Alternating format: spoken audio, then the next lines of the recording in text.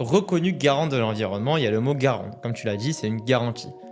Est-ce qu'aujourd'hui, en 2025, clairement, être certifié RGE, ça suffit à garantir que l'installateur va vraiment faire une bonne installation, etc. Est-ce que c'est vraiment encore une garantie ou est-ce qu'il n'y a pas un peu des abus aussi par rapport à ça Alors, je ne vais donner que mon Bien avis, sûr, bien mais sûr. malheureusement non. Parce Ok. qu'aujourd'hui, moi, je connais des artisans, je parle vraiment de Bien sûr, petites bien sûr. entreprises familiales Bien sûr.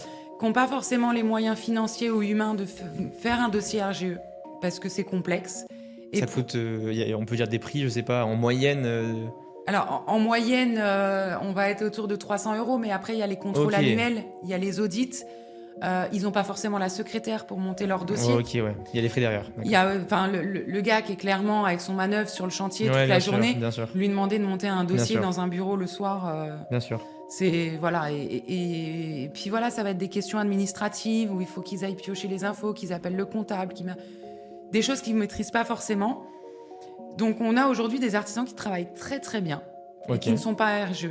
Et à côté de ça, malheureusement, on voit aussi L'inverse. certaines entreprises que moi personnellement je refusais d'accompagner, mais qui Bien sûr, passent à bien sûr. travers les mailles du filet Bien et sûr, qui bien arrivent sûr. à avoir des certifications Bien RGE sûr.